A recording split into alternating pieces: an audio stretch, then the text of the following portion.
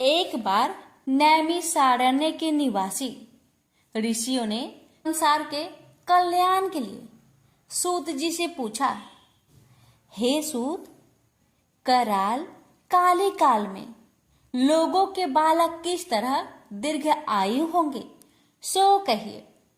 सूत जी बोले, जब द्वापर का अंत और कलयुग का आरंभ था, उसी समय बहुत सी शोकाकुल स्त्रियों ने आपस में सलाह की कि क्या इस कली में माता के जीवित रहते पुत्र मर जाएंगे।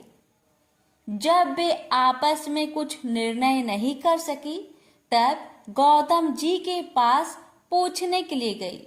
जब उनके पास पहुंची तो उस समय गौतम जी आनंद के साथ बैठे थे।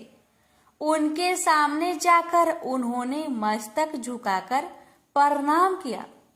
तदंतर स्त्रियों ने पूछा, हे प्रभु, इस कलयुग में लोगों के पुत्र किस तरह जीवित रहेंगे? इसके लिए कोई व्रत या तप हो तो कृपा करके बतलाइए।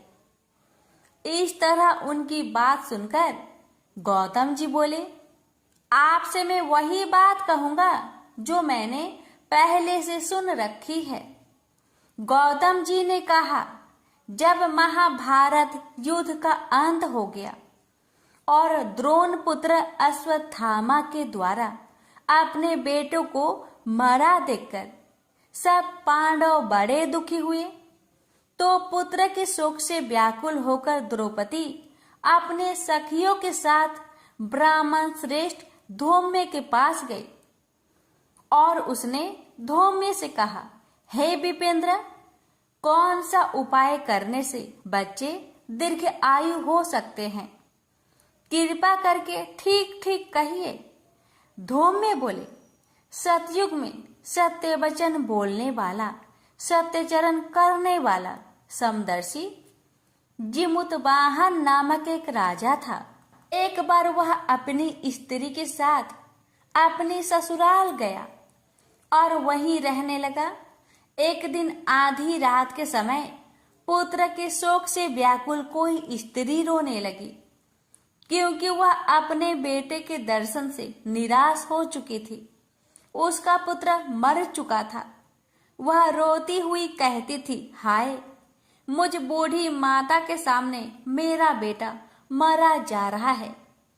उसका रुदन सुनकर राजा जिमुतवाहन का तो मानो हृदय विदीर्ण हो गया। वह तत्काल उस स्त्री के पास गए और उससे पूछा, तुम्हारा बेटा कैसे मरा है? बूढ़ी ने कहा, जरूर प्रतिदिन आकर गांव के लड़कों को खा जाता है। इस पर दयालु राजा ने कहा, माता, अब तुम रो मत, आनंद से बैठो, मैं तुम्हारे बच्चे को बचाने का यत्न करता हूँ। ऐसा कहकर राजा उस स्थान पर गया जहाँ गरुड़ आकर प्रतिदिन मांस खाया करता था। उसी समय गरुड़ भी उस पर टूट पड़ा और राजा के शरीर का मांस खाने लगा।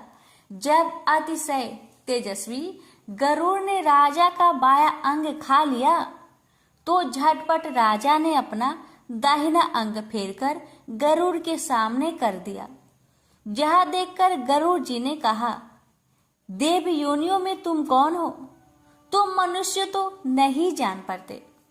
अच्छा, अपना नाम, जन्म और कुल बताओ। पीड़ा से व्याकुल मन वाले राजा ने कहा, हे पक्षीराज, इस तरह के प्रश्न करना व्यर्थ है। तुम अपनी इच्छा भर मेरा मांस खाओ। यह सुनकर गरुड़ रुक गए और बड़े आदर से राजा के जन्म और कुल की बात पूछने लगे।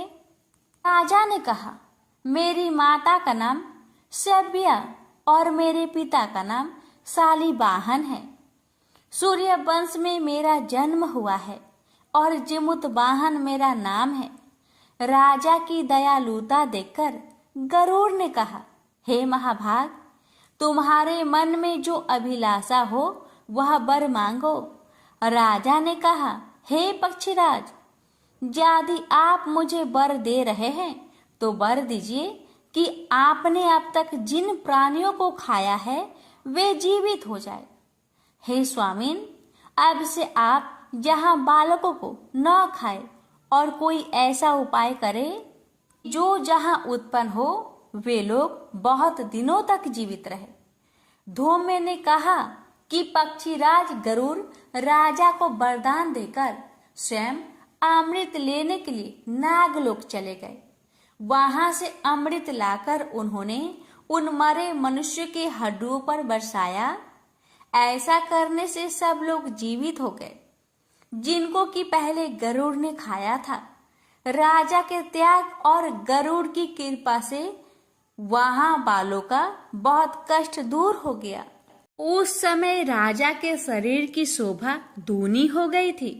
राजा की दयालुता देखकर गरुड़ ने फिर कहा, मैं संसार के कल्याणार्थ एक और वरदान दूंगा। आज आश्विन कृष्ण सप्तमी से रहित शुभ अष्टमी तिथि है। आज ही तुमने यहाँ की प्रजा को जीवन दान दिया है। हे वत्स, अब से यह दिन ब्रह्म भाव हो गया है, जो मूर्ति भेद से विविध नामों से विख्यात है। वहीं त्रिलोक्य से पूजित दुर्गा अमृत प्राप्त करने के अर्थ में जीवित पुत्रिका कहलाई है। सो इस तिथि को जो स्त्रियां उस जीवित पुत्रिका की और कुश की आकृति बनाकर तुम्हारी पूजा करेगी तो दिनों दिन उनका सौभाग्य बढ़ेगा और वंश की भी बढ़ती होती रहेगी। हे महाभाग, इस विषय में विचार करने की भी आवश्यकता नहीं है। हे राजन, सप्तमी से रहित और उदया तिथि की अष्टमी को व्रत करे, यानी सप्तमी विध अष्टमी जिस दिन हो उस दिन व्रत न कर शुद्ध अष्टमी को व्रत करे और नवमी में पारण करे। यदि इस पर ध्यान न दिया गया तो फल नष्ट ही हो जाएगा और सौभाग्य तो अवश्य नष्ट हो ही जाएगा।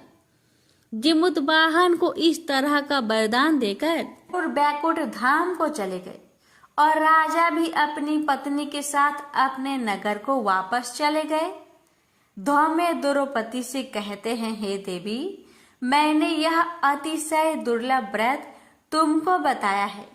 इस व्रत को करने से बच्चे दीर्घ आयु होते हैं। हे देवी, तुम भी पूर्वोक्त विधि से यह व्रत और दुर्गा जी का पूजन करो तो तुम्हें अभिलाषित फल की प्राप्ति होगी। निराज धौम्य की बात सुनकर द्रौपदी के हृदय में एक प्रकार का कौतूहल उत्पन्न हुआ और पूर्ववासिनी स्त्रियों को बुलाकर उनके साथ यह उत्तम व्रत किया। गौतम ने कहा, यह व्रत और इसके प्रभाव को किसी एक चिल्ली ने सुन लिया और अपनी सखी सियाड़िन को बतलाया। इसके बाद पीपल वृक्ष की शाखा पर बैठकर वह चिल्ली ने और उस वृक्ष के खोते में बैठकर सियाड़िन ने भी व्रत किया। फिर वही चिल्ली किसी उत्तम ब्राह्मण के मुख से यह कथा सुनाई और पीपल के खोते में बैठी हुई अपनी सखी को सुनाया। सियाड़िन ने आधी कथा सुनी थी कि उसे भूख लग गई और वह उसी समय शव से भरे हुए शमशान में पहुंची। वहां उसने इच्छा भर मांस का भोजन किया और चिल्ली बिना कुछ खाए पिए रह गई और सवेरा हो गया। सवेरे वह गौशाले में गई और वहां गौ का दूध पिया। इस तरह नवमी को उसने पारण किया। कुछ दिनों के बाद दोनों मर गई और अयोध्या में किसी धनी व्यापारी के घर में जन्मी और संयोग से दोनों का जन्म एक ही घर में हुआ, जिसमें सियाड़िन ज्येष्ठ हुई और चिल्ली छोटी। वे दोनों सभी शुभ लक्षणों से युक्त थी, इसलिए बड़ी लड़की काशीराज के और छोटी उसके मंत्री के साथ ग्रह पत्नी अग्नि के सामने विधि पूर्वक ब्याही गई। पूर्व जन्म के कर्म फल से वह मृग नयनी रानी हुई। जिस किसी भी संतान को उत्पन्न करती वह मर जाती थी और पूर्व जन्म की बातों को स्मरण करने वाली मंत्री की पत्नी ने अष्ट वसुओं के सदृश तेजस्वी 8 बेटे उत्पन्न किए और सभी जीवित रह गए। अपनी बहन के पुत्रों को जीवित देखकर ईर्ष्यावश राजपत्नी ने अपने स्वामी से कहा कि यदि तुम मुझे जीवित रखना चाहते हो तो इस मंत्री के भी पुत्र को उसी जगह भेज दो जहां मेरे बेटे गए हैं, अर्थात इन्हें मार डालो। यह सुनकर राजा ने उस मंत्री के पुत्र को मारने के लिए कई प्रकार के उद्योग किए, पर मंत्री पत्नी ने जीवित पुत्रिका के पुण्य बल से बचा लिया। एक दिन राजा ने अपने आदमियों से उन पुत्रों का सिर कटवाकर पिटारी में रखवाया और वह पिटारी उनकी माता यानी कि मंत्री की पत्नी के पास भेज दिया, किंतु वे 8 सिर बेशकीमती ज्वारत हो गए और भले चंगे वे 8 लड़के अपनी माता के पास वापस चले गए। उनको जीवित देखकर राजपत्नी को बड़ा विस्मय हुआ। अंत में वह मंत्री की पत्नी के पास आई और उसने पूछा, बहन, तुमने कौन सा ऐसा पुण्य किया है जिससे बार बार मारे जाने पर भी तुम्हारे बेटे नहीं मरते? इस पर मंत्री की पत्नी ने कहा, पूर्व जन्म में मैं चिल्ली थी और तुम सियारिन, दोनों ने व्रत किया था। तुमने व्रत के नियमों का भली भांति पालन नहीं किया था और मैंने किया था। इसी दोष से हे बहन, तुम्हारे बेटे नहीं जीते। ओ राजरानी, अब भी तुम उस जीवित पुत्रिका व्रत को करो तो तुम्हारे बेटे दीर्घायु होंगे। मैं तुमसे सच सच कह रही हूँ। उसके कथा अनुसार रानी ने व्रत किया, तभी से उसके कई बेटे सुंदर और दीर्घायु होकर बड़े बड़े राजा हुए। सूत जी कहते हैं कि सब प्रकार का आनंद देने वाला मैंने यह दिव्य व्रत बतलाया। स्त्रियां चिरंजीवी संतान चाहती हो तो विधि पूर्वक यह व्रत करे। प्रेम से बोलिए जिमुतवाहन भगवान की जय, विष्णु भगवान की जय। 2 बहनें थी, एक का नाम था सुखिया और दूसरी का नाम था दुखिया। दोनों का भाग्य उनके नाम जैसा ही था। दुखिया गरीब थी और बहुत दुखी रहती थी। सुखिया अमीर थी और हमेशा सुखी रहती थी। दोनों एक ही गांव में रहती थी। दुखिया सुखिया के घर में काम करती थी, साफ सफाई करती थी, खाना बनाती थी और जो खाना बच जाता था वह खाना सुखिया दुखिया को दे देती थी। इसी तरह दुखिया का घर चलता था। समय बीतता गया, दोनों को बच्चे थे। सुखिया को 2 पुत्र थे और दुखिया को भी 2 पुत्र थे। जब जितिया का व्रत आया तो दोनों बहन जितिया का व्रत रखती थी। दुखिया सुखिया के घर में काम करती थी। व्रत के दिन दुखिया ने सुखिया के घर में जो चावल फटका उससे जो खुर्दी निकला वह अपने लिए रख ली और साफ चावल सुखिया को दे दी। फिर साग चुनी। साग चुनने का मतलब पतियों को डंडल से अलग करना। बढ़िया वाला साग सुखिया के लिए रख दी और जो डंडल था वह अपने लिए रखी। अब दुखिया ने सुखिया का घर सारा खाना बना दिया और अपने घर चावल की खुर्दी और साग की डंडल लेकर गई। बनाने के लिए खुर्दी का चावल और साग की डंडल बनाकर वह खाना अपने बच्चों को खिलाई और खुद भी खाई। उसके बाद दुखिया सोने चली गई। आधी रात में एक बूढ़ी औरत उसके घर पर आकर दरवाजा खटखटाती है तो दुखिया पूछती है, कौन है? तब बूढ़ी बोलती है, बेटा हम हैं। दुखिया ने उठकर फटाक खोला और पूछती है, अम्मा आपको क्या चाहिए? इतनी रात में आप यहाँ किस लिए आई हो? बूढ़ी बोलती है, बेटा मुझे बहुत भूख लगी है, कुछ खाने को दे दो। दुखिया उसे घर के अंदर ले आती है और कहती है, हम लोग बहुत गरीब हैं, आज मैंने खुर्दी का चावल और साग की डंडल बनाया है, क्या आप खाएंगी? तो बूढ़ी कहती है, हाँ क्यों नहीं खाएंगे, हमें बहुत भूख लगी है, हम वही खाएंगे। दुखिया अंदर जाकर खुर्दी चावल और साग की डंडल लाती है और बूढ़ी को देती है खाने के लिए। बूढ़ी खाना खाने के बाद कहती है कि मुझे अच्छे से कुछ दिखाई नहीं देता, इतनी रात के अंधेरे में मैं अपने घर कैसे जाऊंगी? तो दुखिया कहती है, कोई बात नहीं, आप यहीं पर सो जाइए, सुबह अपने घर चले जाना। तो बूढ़ी दुखिया के घर में ही सो जाती है। फिर थोड़ी देर बाद उठकर बूढ़ी बोलती है, बेटा मुझे पैखाना लगी है, कहाँ करूँ? तो दुखिया कहती है, मेरे घर में बाथरूम नहीं है, इसलिए आप उधर कोने में कर लीजिए। बूढ़ी पूछती है कि बेटा भर भर करे या छर छर करे? दुखिया नींद में थी तो कहती है, माता जी भर भर कर दो, मैं सुबह साफ कर दूंगी।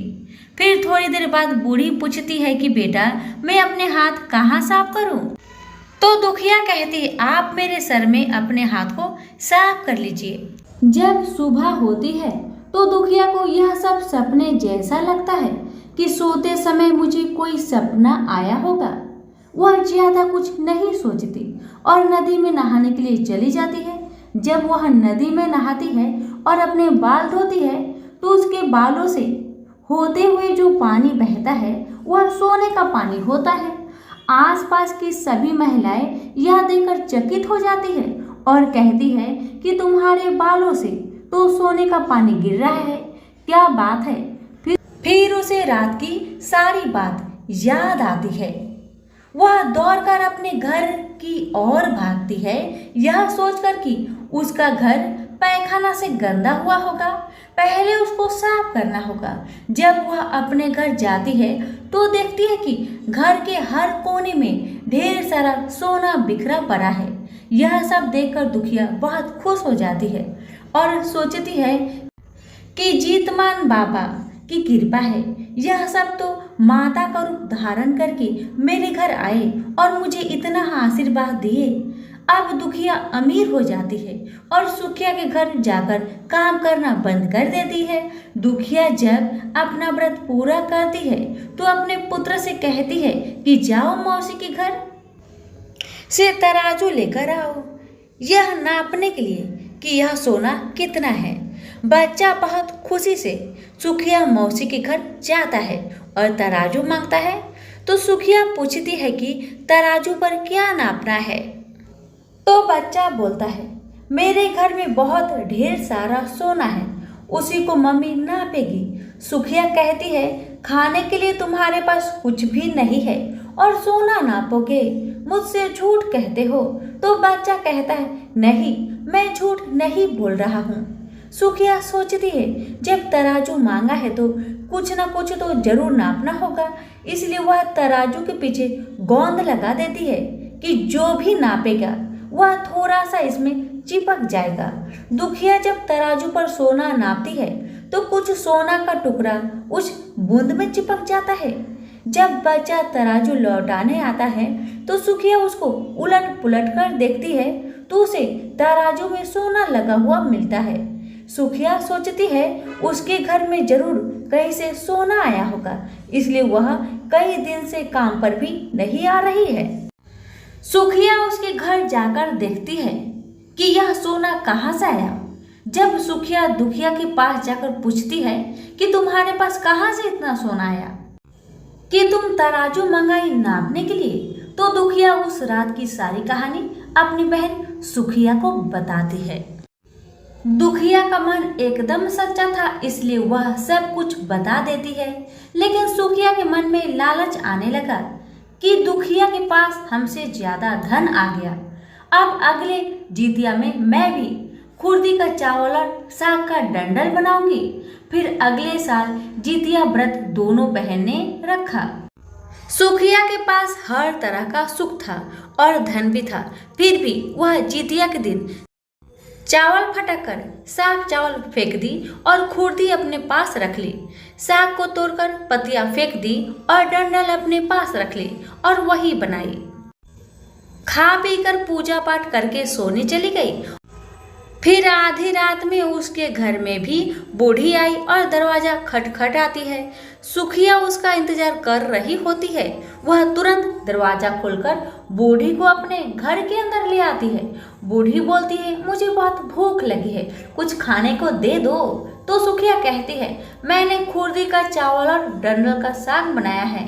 बूढ़ी बोलती है, कोई बात नहीं, मैं खाऊंगी, तो सुखिया परोस देती है और वह सोने चली जाती है। बूढ़ी बोलती है, मैं घर नहीं जा सकती, मुझे दिखाई नहीं देता। तो सुखिया कहती है, कोई बात नहीं, आप यहीं सो जाओ। थोड़ी देर बाद बूढ़ी फिर बोलती है कि मुझे पैखाना लगी है, कहाँ करूँ? तो सुखिया कहती है, वही कोने में कर लीजिए। फिर थोड़ी देर बाद बूढ़ी पूछती है कि भर भर करे या छर। इस समय सुखिया को याद नहीं आता कि दुखिया ने क्या बोला था।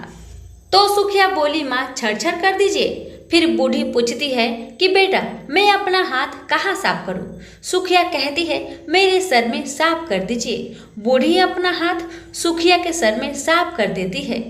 जब सुखिया सुबह उठती है तो उसका पूरा घर गंदगी से भरा पड़ा होता है और उसके बाल में भी बहुत गंदगी लगी होती है। यह सब देखकर सुखिया बहुत दुखी हो जाती है और उसे बहुत गुस्सा भी आता है। वह अपनी बहन दुखिया को बुलाती है और उसको गुस्सा करती है कि तुमने हमसे झूठ कहा और मेरा पूरा घर गंदा करवा दिया। तो दुखिया पूछती है कि तुमने क्या कहा था, भर भर या छर? तो सुखिया कहती है, मैं तो छर बोली। तो दुखिया कहती है, यहीं पर तो तुमने गलती करी और तुम्हारे पास तो सब कुछ था, किसी चीज की कमी नहीं थी, फिर भी तुमने लालच किया। मेरे पास तो कुछ भी नहीं था, तुम्हारे पास तो सब कुछ था। तुम्हारे घर जीतमन बाबा भेष बदल कर आए, लेकिन फिर भी तुमने उन्हें अच्छा खाना नहीं परोसा। मेरे पास तो कुछ भी नहीं था, इसलिए मैंने उन्हें कुर्दी का चावल और साग का डंडल परोसा था। तुमने अपने घर आए भगवान का अपमान किया, सब कुछ रहते हुए भी तुमने साग और भात खिलाया। तुम्हारे पास सब कुछ होते हुए भी तुम्हें लालच करना नहीं चाहिए, इसलिए तुम्हारे साथ बुरा हुआ। जितिया का व्रत लालच से नहीं, श्रद्धा और विश्वास से कीजिए। प्रेम से बोलिए ज्योत भगवान की जय। जितिया व्रत की आरती। ओम जय कश्यप नंदन, प्रभु जय अदिति नंदन, त्रिभुवन तिमिर निकंदन, भक्त हृदय चंदन। ओम जय कश्यप नंदन, सप्त अश्वरथ रजित, एक चक्रधारी, दुखहारी सुखकारी, मानस मलेहारी। ओम जय कश्यप नंदन, प्रभु जय कश्यप नंदन, सूर मुनि भूसुर बंदित, विमल विभवशाली, अघे दले दलन दिवाकर, दिव्य किरणे माली। ओम जय कश्यप नंदन, प्रभु जय अदिति नंदन, सकल सुकर्मे प्रसविता, सविता शुभकारी, विश्व विलोचन मोचन, भव बंधन भारी। ओम जय कश्यप नंदन, प्रभु जय अदिति नंदन, कमल समूह विकासक, नासक त्रयतापा, सेवत सहज हारत अति, मनसि जे संतापा। ओम जय कश्यप नंदन, प्रभु जय अदिति नंदन, नेत्र व्याधि हर सुरवर, भूपीराहारी, वृष्टि विमोचन संतत, परहित व्रते धारी। ओम जय कश्यप नंदन, प्रभु जय अदिति नंदन। ओम जय कश्यप नंदन, प्रभु जय अदिति नंदन। प्रेम से बोलिए जिमुत वाहन भगवान की जय। आज सुनेंगे रविवार सूर्य देव की व्रत कथा। एक माँ बेटी थी। माँ गाय चराने जाती। चैत्र का महीना आया, सूरज रोठा का रविवार आया।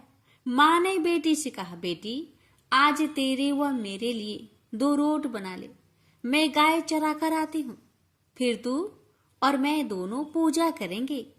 बेटी ने माँ के निमित्त एक रोट तैयार किया। इतने में सूरज भगवान जोगी का रूप धारण करके आए और बोले, माई भिक्षा दो। बेटी ने कहा, मेरा रोट अभी पका नहीं है। जोगी ने कहा कि मैं जाता हूं। बेटी ने सोचा कि जा तक खाली नहीं जाना चाहिए और उसने माँ के रोट में से किनार खांडी करके जोगी को थोड़ा रोट दे दिया। माँ गाय चरा कर आई। बेटी से बोली, मेरा रोट कहाँ है? खंडित रोट देखकर माँ बावली हो गई। वो घी रोठो दे, रोठा माइली कौरो दे कहती नगरी में घूमने लगी। बेटी डर के मारे पीपल के झाड़ पर बैठ गई। 3-4 दिन निकले। बेटी भूखी प्यासी बैठी रही। सूरज भगवान को उस पर दया आई। सूरज भगवान ने उसके लिए पानी का लोटा व चूरमा भेज दिया। एक दिन एक राजा का कुंवर शिकार करके आया और उसी पीपल की ठंडी छाया में बैठा और बोला, कितना अच्छा होता कि पीने को थोड़ा पानी मिल जाता। ऐसा सुनते ही लड़की ने थोड़ा पानी डाला।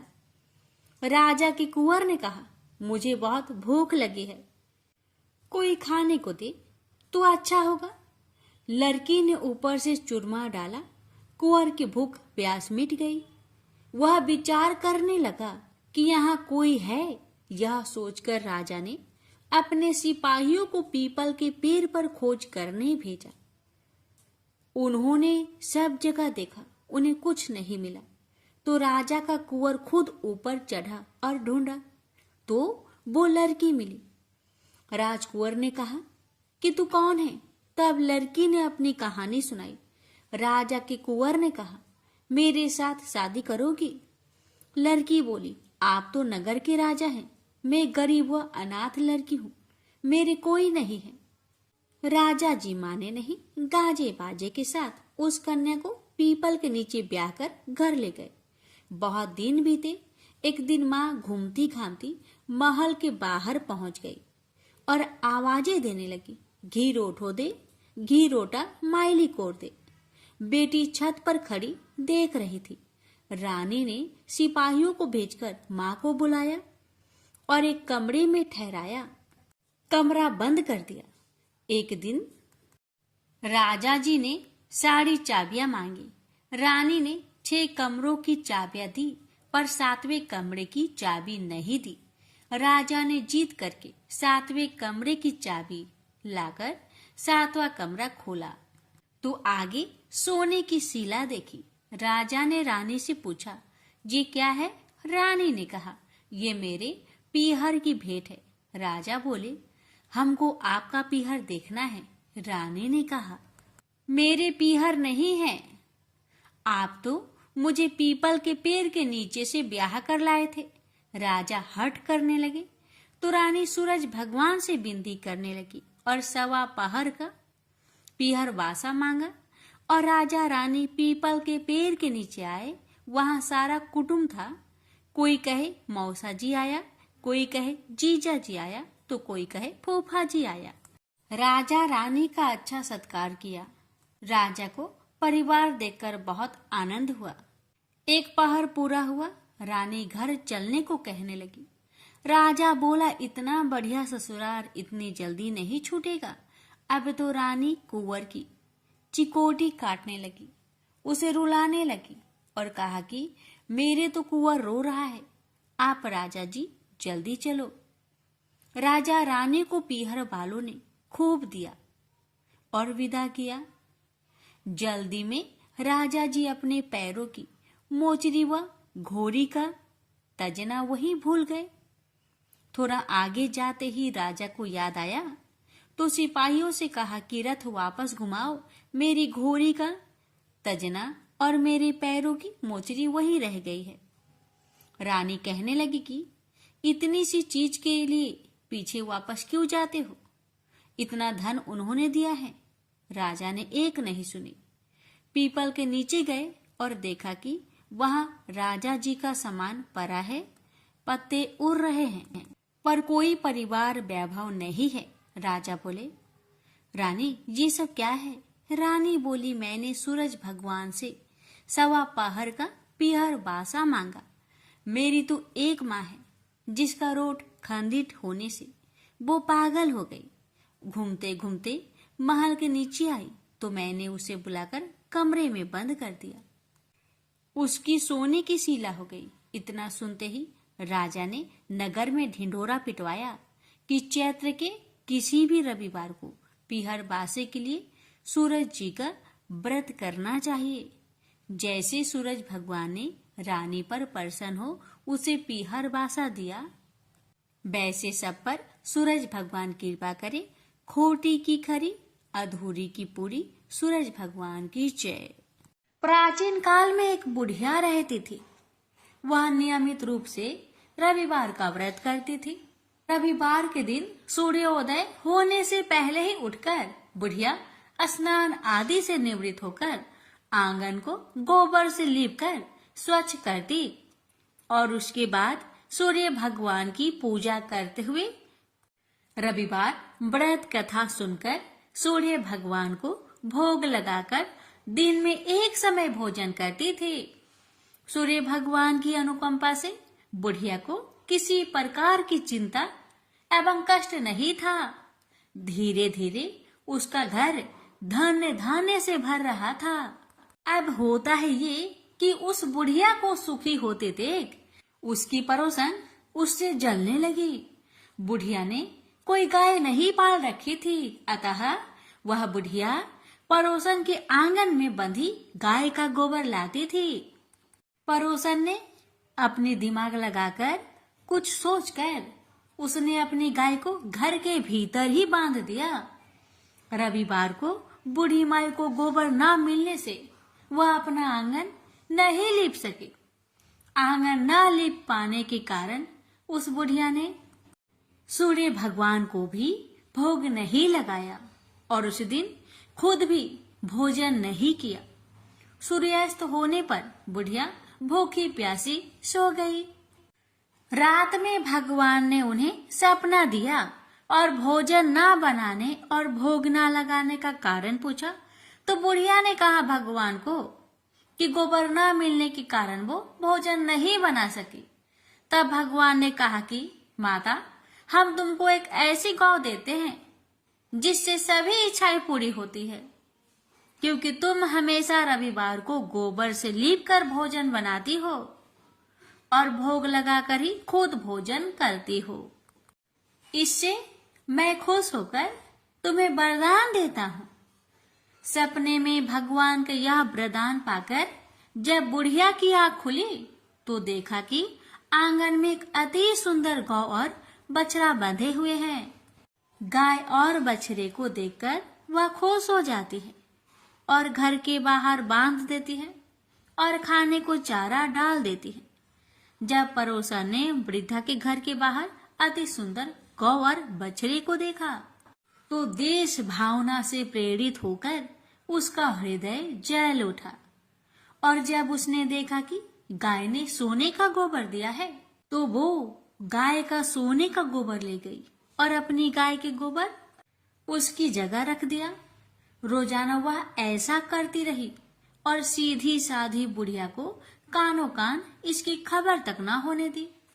तब सर्वव्यापी ईश्वर भगवान सूर्य नारायण ने सोचा कि चालाक पड़ोसन की वजह से बुढ़िया ठगी जा रही है, तो उन्होंने शाम के समय अपनी माया से बड़े जोर की आंधी ला दी।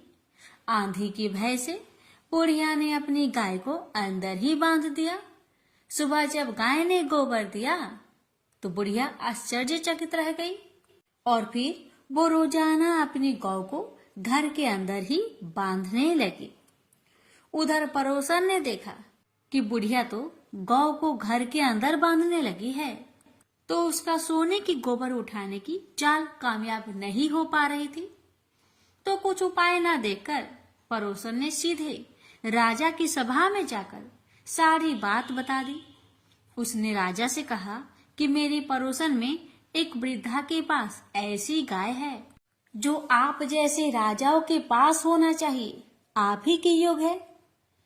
वह गौ रोजाना सोने का गोबर देती है। आप सोने से प्रजा का पालन करिए। वह बुढ़िया उस सोने का क्या करेगी? राजा ने यह बात सुनकर अपने दूतों को बुढ़िया के घर जाकर गौ लाने की आज्ञा दे दी। अब बुढ़िया सुबह सुबह ईश्वर को यानी सूर्य नारायण को भोग लगाकर भोजन ग्रहण करने जा ही रही थी कि तभी राजा के कर्मचारी गाय खोलकर ले गए। यह देखकर बुढ़िया काफी रोई। जोर जोर से चिल्लाए, लेकिन कोई कर्मचारी ने एक ना सुनी। उस दिन फिर वृद्धा गौ के वियोग में भोजन ना कर सकी और रात भर रो रो कर सूर्य नारायण से गाय को पुनः पाने की प्रार्थना करती रही।